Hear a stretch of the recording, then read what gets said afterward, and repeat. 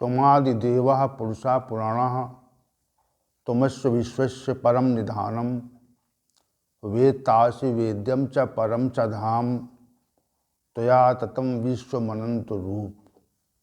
वायु यमः अग्निवर्णा शशांकः प्रजापतिस्त्वं प्रपितामहस्य नमो नमस्तेस्तु सहस्रकृत्वा पुनश्च भूयोऽपि नमो नमस्ते।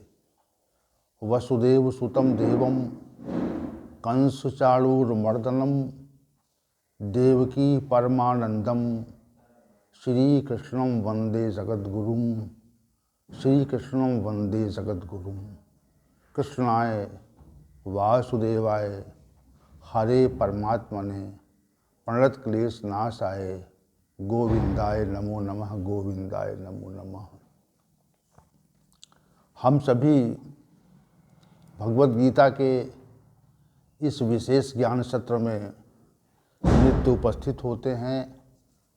यह विशेष तथ्य है कि श्री भगवान की वाणी पर नित्य चर्चा होती है और हम सभी इस चर्चा का श्रवण करते हैं। श्री भगवान गोविंद की कृपा से ही ये संभव हो पाता है और उनकी कृपा के बिना ये सब संभव नहीं है। इसलिए इस तथ्य में हम इतना कहना चाहेंगे कि भगवान श्री गोविंद ही अपनी वाणी के ज्ञान के प्रचार प्रसार हेतु इस सत्र को आयोजित कर रहे हैं और हम सभी उसमें नित्य निरंतर उसका श्रवण करते हैं। तो इनकी विशेष कृपा ही है। हम सभी ने पिछले दिन अध्याय संख्या 14 श्लोक संख्या 5 पर चर्चा को विराम दिया था, परंतु ऐसा प्रतीत होता है कि श्लोक संख्या 5 जिसमें श्री भगवान ने कहा कि हे अर्जुन, सत्वगुण, रजोगुण, तमोगुण, ये तीनों गुण प्रकृति से उत्पन्न होते हैं और ये तीनों गुण ही अविनाशी जीवात्मा को शरीर में, विनाशी शरीर में बांध देते हैं। तो इसमें भी सब चर्चा कई सत्रों से हो रही है और आज की चर्चा भी श्री भगवान के इसी कथन पर आधारित है और हम इसको और स्पष्ट करना चाहेंगे कि अव्यय स्वरूप जीवात्मा इस विनाशी शरीर में कैसे बंध जाती है, कैसे बंधन ले लेती है और वहाँ बंधन आरंभ कहाँ से होता है और उसका समापन कैसे होता है, इस पे भी चर्चा करेंगे हम आज। जब हम सभी माँ के गर्भ में आते हैं तो उस गर्भ में ही जीव का प्रादुर्भाव होता है। अब जीव कहीं पर पहले था, इस बात पे विचार करें आप कि जीव कहीं पर था और वह किसी सत्ता के द्वारा माँ के गर्भ तक लाया गया और माँ के गर्भ में प्रकट कर दिया गया। तो इस पे जरा विचार करें आप कि जीव कहाँ था और किसके द्वारा वह माँ के गर्भ तक लाया गया और उसमें उसने कैसे प्रवेश कर लिया। इस पे जो विचार करते हैं, हम सोचते हैं, चिंतन करते हैं, तो इस विषय का, इस प्रश्न का कोई उत्तर हमको प्रतीत नहीं होता है कि चूँकि ये हमारी समझ से बाहर का विषय है, मनुष्य की बुद्धि के बाहर का विषय है ये कि जीव कहाँ था और यदि माँ के गर्भ में वह प्रकट हुआ है तो पहले कहीं था, पहले कहीं था और पहले कहीं था तो वहाँ से वह जीवो माँ के गर्भ में लाया गया। और किसी के द्वारा लाया गया या स्वयं चलकर आया, ऐसा भी विचार करें इस पे। तो इससे पहले जहाँ भी था, इस तथ्य की सज्ञानता हमको नहीं है। जहाँ भी था, देखिए, चूंकि वह अव्यय स्वरूप अविनाशी है, तो कहीं पर था वो और कहीं पर था, और वहाँ से वह किसी के द्वारा लाया गया और फिर वह माँ के गर्भ में प्रविष्ट कराया गया। तो ये तीन तथ्यों पे आप विचार करें, सोचें कि यहाँ पे बंधन होने वाला है ना, कि अविनाशी जीवात्मा इस विनाशी शरीर में बंधन लेती है। तो उसका जो प्राथमिक तथ्य है उस पर हम विचार करेंगे। तो कहीं पर था, तो वो कहाँ पर था? वो परमात्मा की व्यवस्था के अधीन किन्हीं लोकों में था या किसी शरीर में था, दोनों बातें हैं। तो शास्त्रों ने ये बताया कि जीव अपने कर्मानुसार या तो नारकी लोकों में रहता है और यह स्वर्गादिक लोकों में रहता है। दो स्थान हैं उसके।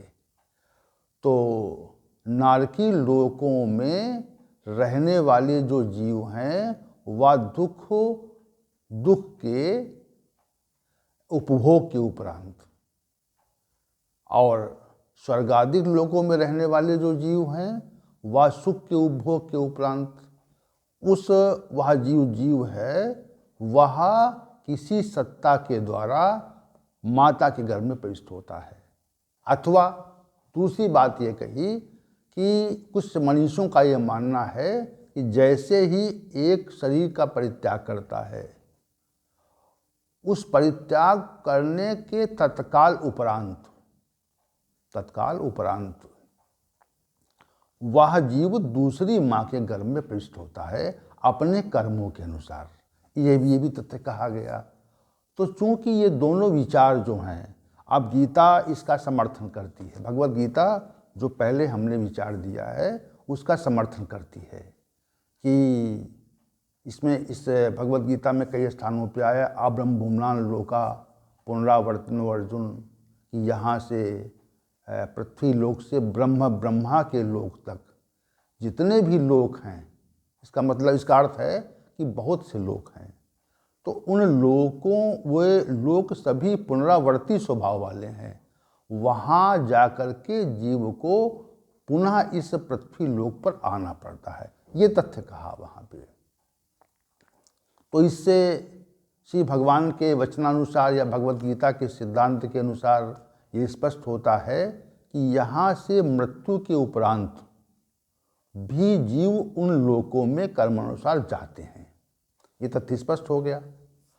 तो जहाँ भी जाते हैं, जहाँ भी कर्मानुसार जहाँ भी जाते हैं, शुभ कर्मों के उपरांत तो उनको, जीव को स्वर्गादिक लोकों की प्राप्ति होती है, और दूषित कर्मों के संपादन के उपरांत उन्हें नरकादिक लोकों की प्राप्ति होती है।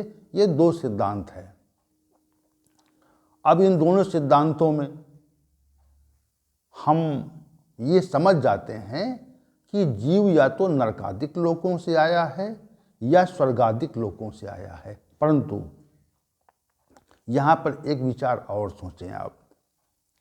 जो जीव नरकादिक लोकों में है, नरक आदि में है, जहाँ पर यातनाएं मिल रही हैं, तो वहाँ से तो वह जीव मुक्ति चाहता है, और स्वर्गादिक लोकों में जहाँ पर असीम सुख है, तो वहाँ से वह जीव मुक्ति नहीं चाहता, वहाँ से वो आना नहीं चाहता। दोनों बातें हैं। तो परमात्मा की व्यवस्था के अनुसार हम सभी उसके बंधन में हैं। मनुष्य जो है या कोई भी जीव जो है स्वतंत्र नहीं है, उसकी स्वतंत्र सत्ता नहीं है। किसी भी जीव की सत्ता स्वतंत्र नहीं है। अभिप्राय यह है कि हम परमात्मा, पिता स्वरूप परमात्मा और प्रकृति स्वरूप माता के नियंत्रण में हैं। और ये नियंत्रण कभी समाप्त नहीं होता। समाप्त तभी होता है तब हम उस परमात्मा की सहधर्मिता प्राप्त कर लेते हैं। तो यहाँ पर हम कह रहे हैं फिर पुनः उसी विषय पर आ पाए कि जीव या तो नरकादिक लोकों से आएगा और या स्वर्गादिक लोकों से आएगा। तो नरकादिक लोकों से आने वाला जीव पुनः माता के गर्भ में नहीं पड़ना चाहता, ऐसा शास्त्रों ने बताया। और स्वर्गादिक लोकों वाला जीव वहाँ से सुख भोग की इच्छा के कारण माता के गर्भ में नहीं आना चाहता। दोनों बातें हैं। तो दोनों को ये इच्छा नहीं से हमारा कोई आवास हो, और आवास भले ही अच्छा ना हो, चाहे वो बहुत अच्छा महल हो। दो तरह की बातें हैं, एक तो हमारा आवास बहुत अच्छा ना हो और दूसरा वो महल की तरह, राजमहल की तरह से हो। तो हम दोनों प्रकार के आवासों को छोड़ने की इच्छा नहीं करते हैं, ये एक सामान्य बात है। तो स्वर्गादिक लोकों से भी जीव नहीं छोड़ना चाहता है, लेकिन नरकादिक लोकों से मुक्ति तो चाहता है, परंतु उससे अच्छी स्थिति में जाना चाहता है। तो जो सत्ता परमात्मा की व्यवस्था के अधीन जीव है, तो जो सत्ता जिसको ये कार्य सौंपा गया है, इसको हम प्रकट कर रहे हैं। देखिए, क्योंकि ये सब अव्यक्त तथ्य हैं और इस विषय पर ज़्यादा कथन कर पाना तो मुश्किल है, क्योंकि हम उस तथ्य को जानते नहीं, हमने देखा ही नहीं है। देखा तो है, लेकिन वह स्मृति जो है विस्मृत हो गई है। देखा तो है, हमारे अनुभव में तो है कि हमको कौन सी सत्ता, हम नरकादिक लोकों में कब रहे हैं, स्वर्गादिक लोकों में कब रहे हैं, तो जहाँ भी रहे हैं वहाँ से कौन हमको माता के गर्भ में पहुँचाता है, ये सब हमारे संज्ञानता में है। लेकिन वह जो स्मृति है वह विस्मृत कर दी गई है। ये परमात्मा की व्यवस्था में होता है कि वह जो स्मृति विस्मृत कर दी जाती है। तो कथन का अभिप्राय ये है कि जीव वहाँ से चलता है, और चाहे वो स्वर्गादिक लोकों से चले और चाहे वो नरकादिक लोकों से चले, और किसी के नियंत्रण में चलता है, किसी के नियंत्रण में चले। जैसे पशु को उसका जो स्वामी है वह बंधन देता है, बांध देता है रस्सी से। अगर पशु भागने की स्थिति में नहीं है, भागना नहीं चाहता है, तो पशु को लोग बंधन नहीं देते हैं, रस्सी से बांधते नहीं है। जैसे घोड़ा है और हाथी है, तो इन पशुओं को मनुष्य बांधता नहीं है। और जो भागना चाहते हैं, ये स्वामी को ये आभास हो जाए कि अमुक जो है वो पशु भाग जाएगा, तो उसको रस्सी से बांध देते हैं। तो वैसी स्थितियां वहाँ, हम एक काल्पनिक बात कर रहे हैं और बात को, इस तथ्य को इसलिए प्रकट कर रहे हैं कि बंधन कैसे होता है, जो श्री भगवान का यहाँ पर कथन है। तो जो सत्ता है, जो व्यवस्थापक हैं, जो जीव को माता के गर्भ तक लाते हैं, उस लोक से जहाँ पर वो था, तो उस लोक से जब माता के गर्भ में जीव आता है, तो वो जो व्यवस्थापक हैं, जो प्रहरी हैं, जो परमात्मा की व्यवस्था में जिनकी नियुक्ति की गई है, वे प्रहरी उस स्थान नरकादिक लोकों से, स्वर्गादिक लोकों से उस जीव को माता के गर्भ तक लाते हैं। ये प्रत्येक व्यक्ति पर, प्रत्येक स्थिति में लागू होता है। तो यदि वो भागने की स्थिति में है तो वैसी व्यवस्था होती है, तब भाग नहीं सकता। जीव भागने की स्थिति में नहीं होता, जीव तो नियंत्रण में रहता है। अब माता के गर्भ तक लाया गया, लेकिन ये जो प्रवेश करने की प्रक्रिया है, कैसे प्रवेश होता है, एक बाह्य सत्ता, एक चेतन तत्व जो निर्विकार है, अविनाशी है, उस चेतन सत्ता को उस विनाशी देह में जो अभी गर्भ में पल रहा है, कैसे प्रवेश कराते हैं इसको, ये इसका भी शास्त्रों में वर्णन आता है। लेकिन ये तथ्य समझे यहाँ पर कि वो अविनाशी सत्ता, अविनाशी जीव चेतन तत्व, वो जीव जो अविनाशी है, अव्यय स्वरूप है, वह माता के गर्भ में प्रविष्ट हो जाता है या प्रविष्ट करवाया जाता है। प्रविष्ट होता नहीं है, स्वतः नहीं होता है, वह भी परमात्मा की व्यवस्था के अनुसार ही माँ के गर्भ में प्रविष्ट हो जाता, कराया जाता है। किस प्रक्रिया से कराया जाता है, इसका जो वो कथन है शास्त्रों ने अनेक प्रकार से बताया है। लेकिन हमारा यहाँ पर इतना कथन है कि वह जो जीव, अविनाशी जीव है, वह माँ के गर्भ में प्रविष्ट हो जाता है, प्रविष्ट कराया जाता है। और जैसे ही प्रविष्ट होता है, वैसे ही जो गर्भ की स्थिति है वह चलायमान हो जाती है, उसमें चेष्टा आरंभ हो जाती है। तो ये माँ जान जाती है कि जीव इसमें आ गया। पहले तो चेष्टा नहीं रहती, लेकिन जैसे ही वह जीव माँ के गर्भ में प्रविष्ट होता है, वैसे ही चेष्टा आरंभ हो जाती है। ये विशेष बात है इसमें। तो नरकादिक स्वर्गादिक लोकों से लाया गया, किसी के द्वारा लाया गया, और तब भी वो बंधन में था। नरकादिक लोकों में ही बंधन में था, स्वर्गादिक लोकों में भी देवताओं के बंधन में था, और वहाँ से लाते समय भी बंधन में था, और पुनः उसे माँ के गर्भ में डालकर पुनः बंधन में कर दिया गया। बंधन सत्वम रजस्तमित गुणा प्रकृति संभवा निबधनन्ति महाबाहो देहे देहिन अव्ययम। अविनाशी जीव है, अव्यय स्वरूप जीव है, वह बंधन में रहता है। नरकादिक लोकों में भी रहता है, स्वर्गादिक लोकों में भी रहता है, और जब वहाँ से माँ के गर्भ तक आता है तब भी वो बंधन में रहता है, और माँ के गर्भ में आते ही वह पुनः बंधन में हो जाता है, पुनः बंधन में हो जाता है।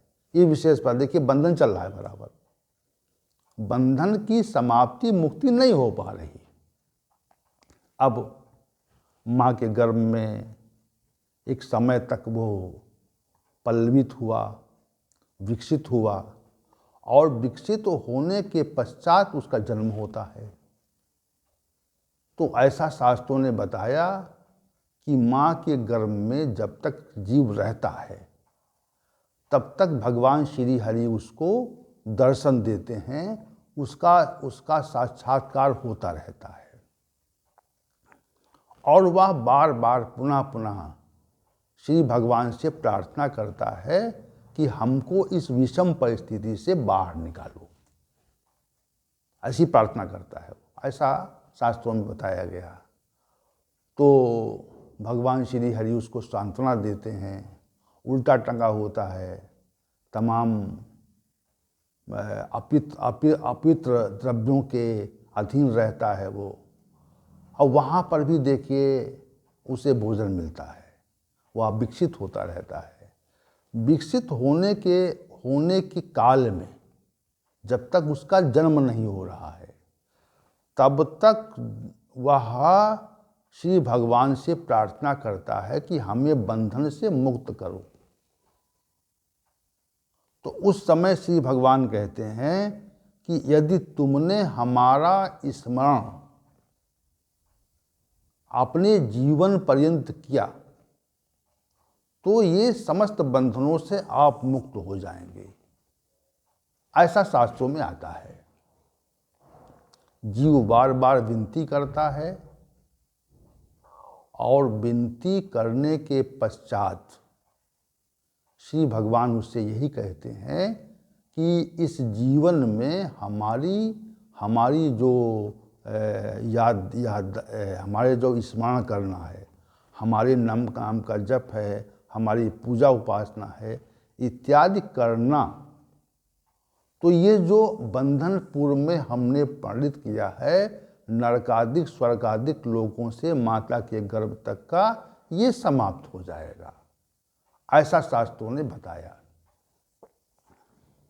तो अब उसने कहा प्रभु हम ऐसा करेंगे, क्योंकि बंधन में है। कोई व्यक्ति जब बंधन में होता है तो अपने स्वामी के अनुसार ही जिसने बंधन दिया हुआ है उसकी वो आज्ञा मानता है, ये तथ्य स्पष्ट है। जैसे ही जन्म हुआ तो जो पूर्व की स्मृति थी, नरकादिक लोगों की जो स्मृति थी, स्वर्गादिक लोगों की स्मृति थी, और वहाँ से जो सत्ता उसे माता के गर्भ तक लाती है, वो जो स्मृति थी वो समाप्त हो गई। फिर बंधन, फिर जन्म के लेने पर भी बंधन आरंभ हो गया। अब यहाँ पर जो 3 गुण हैं जिसके लिए श्री भगवान ने कहा इस अविनाशी जीवात्मा को बंधन देते हैं, 3 गुण बंधन देते हैं, तो वो बंधन आरंभ हो गया। इसलिए हमने ये कथन किया कि बंधन आरंभ कहाँ से होता है। अब शैशवावस्था में जब तक वह इस स्थिति में नहीं था कि वह उठ बैठ सके, तो लेटे लेटे ही मलमूत्र का परित्याग करना और पीड़ा होने पर उसे बता ना पाना, उसे व्यक्त न कर पाना, ये सब स्थितियां रहती हैं, तो भी बंधन कष्ट है। बाल्यावस्था में भी बंधन रहता है कि उसे परिवार के लोग पढ़ना चाहते हैं, अब वो नहीं जाना चाहता है, रोता है। अब आप आगे जब बढ़ेंगे तो जहाँ जहाँ जिस विषय पर आप विचार करेंगे उस विषय में कष्ट ही कष्ट है, दुख ही दुख है। संसार में जब आप कुमारावस्था में आएंगे तब भी संघर्ष है, जब आप युवावस्था में आएंगे, विवाह आदि होने पर जो दायित्व मिलता है उसके निर्वहन में भी मनुष्य को असीम कष्ट होता है। उसका निर्वहन कैसे हो, उसके लिए श्रम करता है, रात दिन जागता है, वो चिंता करता है, तो भी दुख है। और प्रौढ़ावस्था में जो कुछ एकत्रित किया है उसको संभालने का प्रयास करता है। वृद्धावस्था में उसकी गति जो है वह इतनी सूक्ष्म हो जाती है, इतनी शिथिल हो जाती है कि संपूर्ण शरीर शिथिल हो जाता है, और वह कैसे जीवित रहता है, अनेक प्रकार के कष्टों से दुखों से वह जीवित रहता है। उसके उपरांत वो विचार करता है कि अब हमारा इस पृथ्वी लोक से जाने का अवसर आ गया है, परंतु फिर भी वो तमाम प्रकार के अनेक प्रकार के राग देशों में फंसा हुआ और श्री भगवान के नाम का स्मरण नहीं कर पाता। इतनी सी बात है। अब उसकी मृत्यु होती है तो उसने जीवन पर्यंत जो कर्म किए हैं तो उसी कर्म के अनुसार मृत्यु होने पर जीव को उन्हीं लोगों के जो प्रहरी हैं वह पुनः बंधन में ले लेते हैं। तो जीवन पर्यंत त्रिगुणात्मक प्रकृति के अधीन रहा, बंधन में रहा, और पुनः जो है उन प्रहरियों ने उसे पुनः बंधन में ले लिया। तो मृत्यु के उपरांत वह पुनः जो है वह जीव पुनः पकड़ लिया जाता है, अपने बंधन में कर लिया जाता है। ये विशेष बात है। तो बंधन कहाँ, अब फिर वही प्रक्रिया आरंभ हो गई कि यदि अशुद्ध कर्म किए हैं तो फिर नरकादिक लोकों में, शुद्ध कर्म किए हैं तो फिर स्वर्गादिक लोकों में। ये एक प्रक्रिया चला करती है और लाखों करोड़ों वर्षों से चल रही है। ये हम कहना चाह रहे हैं, जो ये बंधन की बात श्री भगवान कह रहे हैं। तो प्रकृति के तीनों गुण चूंकि इस पृथ्वी लोक से लेकर समस्त लोकों में है। नरकादिक लोकों में तमोगुण की प्रधानता है, स्वर्गादिक लोकों में रज और सत्वगुण की प्रधानता है, कहीं पे रज की प्रधानता है, कहीं पे सात्विक प्रवृत्ति है, सत्व की प्रधानता है। तो वहाँ भी राग द्वेष है। तो ये जो श्री भगवान ने कहा सत्वम रजस्तम इति गुणः प्रकृति संभवा निबधनन्ति महाबाहो देहे देहिनम अव्ययम। इस अव्यय स्वरूप जीवात्मा को इस विनाशी देह में तीन प्रकृति से उत्पन्न हुए तीन गुण ही बंधन देते हैं। तो बंधन त्रिगुणों के कारण होता है, क्योंकि त्रिगुणात्मक सत्ता सभी लोकों में है। तो बंधन के बारे में जो विचार आज दिया गया वह मेरी समझ में आया, सभी के सज्ञानता में आया होगा, उसको ग्रहण भी किया होगा आप लोगों ने। तो इस प्रकार बंधन रहता है।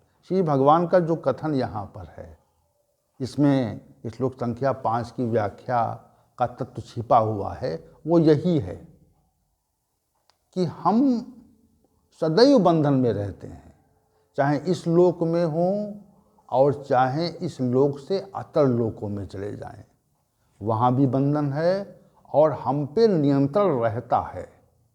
परमात्मिक सत्ता का नियंत्रण हम पे सदैव रहता है, उससे हमको मुक्ति नहीं मिलती।